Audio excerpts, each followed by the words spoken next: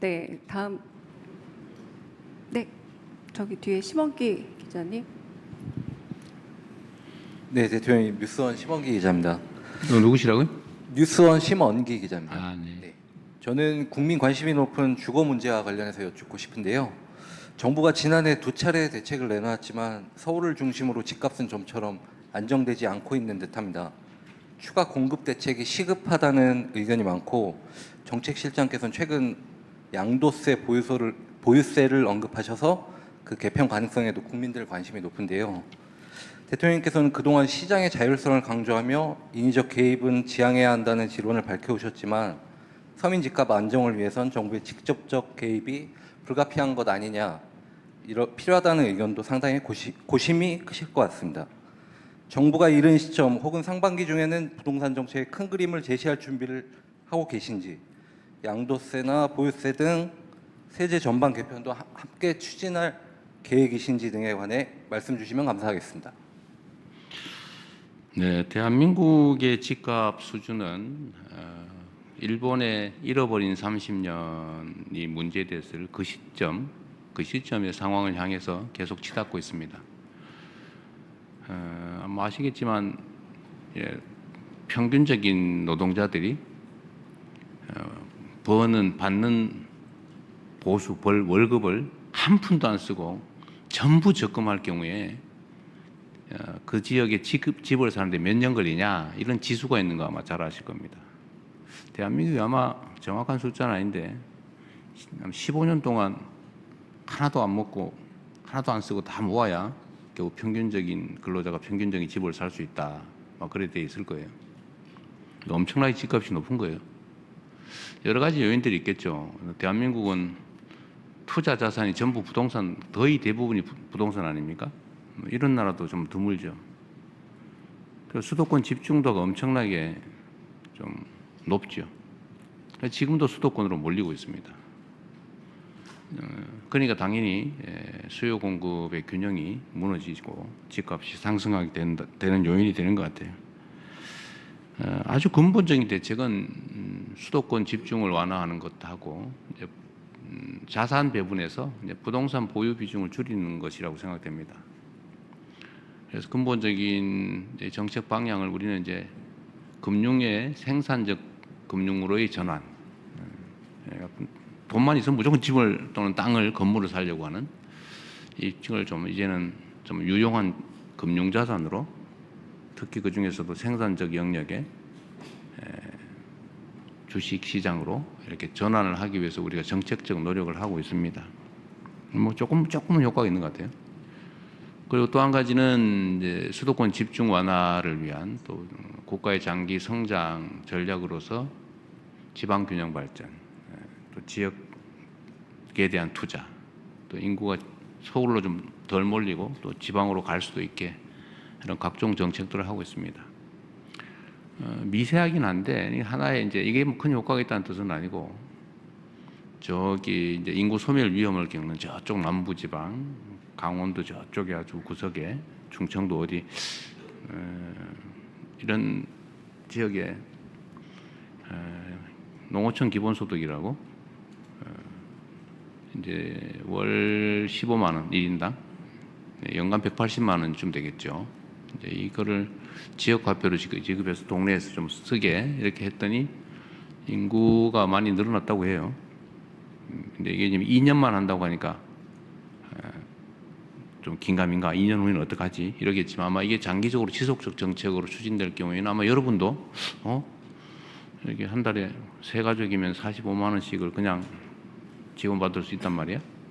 부부가 가면 기초연금에다가 농어촌 기본소득 더하면 사는데 지장이 없네, 이렇게 판단되면 아마 여러분도 나중에 많이 지방으로 갈 가능성도 있죠, 그죠? 이제 이렇게 안정적인 제도를 만들면 좀 이걸 포함해서 이번에 이제 우리 강력 통합에 대해서 거리가 좀 먼 지역, 이런 지역에 대해서는 뭐 사실은 잘 상상하기 어려운 규모의 재정 지원, 또 권한 배분, 기업 유치, 공기업 우선 이전, 뭐 이런 등등의 아주 압도적 조치들을 하려고 합니다. 이러면 조금씩 효과가 있겠죠. 그러나 이건 아주 근본적인 대책이고, 좀 단기적 대책으로 보면 보통 우리가 생각하는 대로 뭐 공급을 늘리는 방법, 또 수요를 억제시키는 방법, 뭐 이 두 가지 아닙니까? 공급을 늘리는 방법으로는 수도권에 집을 지을 땅을 대대로 확보하거나 재건축, 재개발을 활성화하거나 아니면 뭐 여유 부지들의 주택을 추가로 짓거나 하는 거죠. 아마 곧 국토부에서 공급 확대 방안을, 현실적인 공급 확대 방안을 발표할 겁니다. 아마 여러분들은 과거에는 뭐 주택을 뭐 100만 호를 뭐 이런 말씀을 많이 들었을 텐데 최근에 그 얘기를 잘 못 들으실 거예요. 연간 수십만 호가 사라지기도 하고 또 새로 지어지기도 하고 그러죠. 많을 때는. 근데 우리는 이제 그런 추상적 수치보다는 아주 구체적이고 현실적인 수치를 제시하려고 하죠. 그것도 뭐 계획 수준이 아니라 인허가 착공 기준으로. 그래서 곧 공급을 늘리는 방안은 발표할 테니까 조금 기다려봐 주시고요. 두 번째로 이제 공급에는 신축 공급이 있고 이제 뭐 주택을 많이 가지고 있는 사람들이 내놓게 하는 공급책도 있죠. 뭐 그런 방법도 저희가 찾고 있습니다. 이제 수요를 억제시키는 거 말고 이제 저희가 공급을 늘리는 거 말고 수요를 억제시키는 것도 중요한 정책이죠. 예를 들면 내가 이제 먹고 살만이 돼서 좀 더 넓은 집으로 가야 되겠네. 또는 내가 부모하고 같이 살다가 또는 동거를 누군가 뭐 하고 있다가 이제 독립해서 나 집을 하나 가져야 되겠네.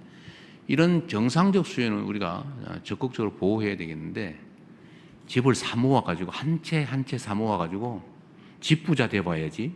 이런 사람들이 있단 말이에요. 수백 채씩 가진 사람도 있고 그렇잖아요. 수십 채, 뭐 서너 채는 기본이고 이런 경우도 있어요. 이런 건 투기적 수요라고 하죠. 야, 앞으로 집값이 오를지 모르니까 집을 좀 미리 무리하더라도 사놔야 되겠네. 이런 투기적 수요도 있죠. 네, 이런 수요들은 그렇게 자본주의 시장 경제 질서라고는 하지만 그리 바람직하지는 않죠.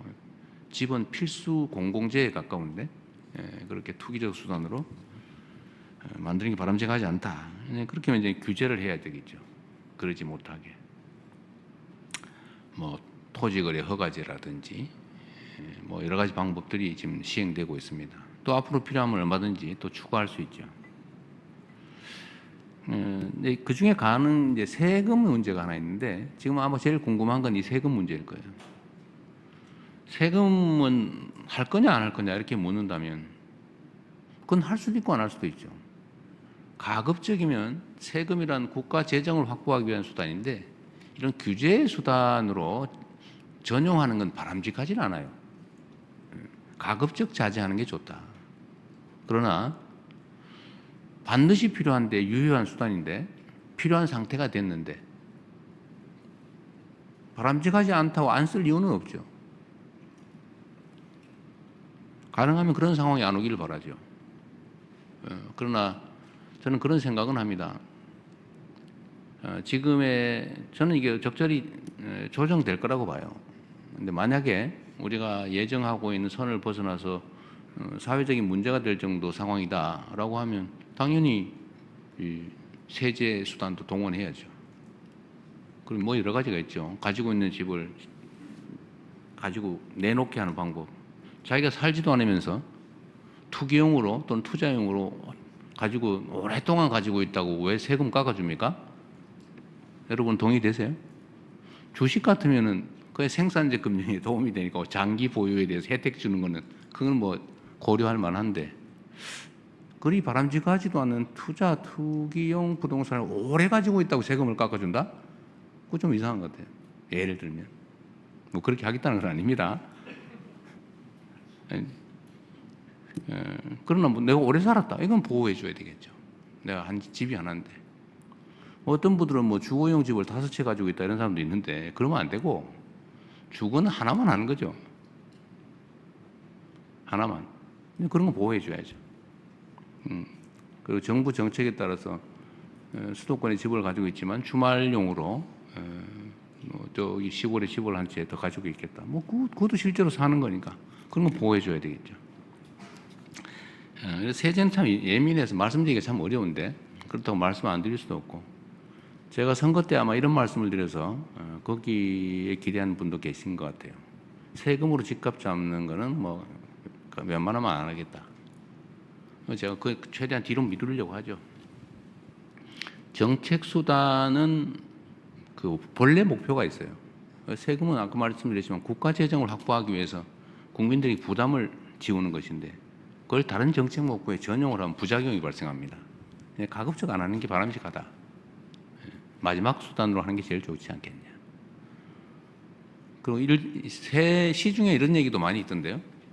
그 보유세 자꾸 얘기하니까 그 보유세 하면 부담되고 정치적으로도 옳지 않고 우리 국민들한테 부당한 부담을 줄 수 있으니까 50억 넘는 데만 하자. 50억 보유세 뭐 이런 얘기도 여러분 들어보셨을 거예요. 제가 한다는 얘기는 아닙니다. 그런 소문이 있더라 라는 뜻입니다. 지금으로서는 뭐 세제를 통해서 부동산 정책을 하는 것은 깊이 고려하고 있지는 않습니다. 네. 네, 다음으로는 유튜브 미디어 채널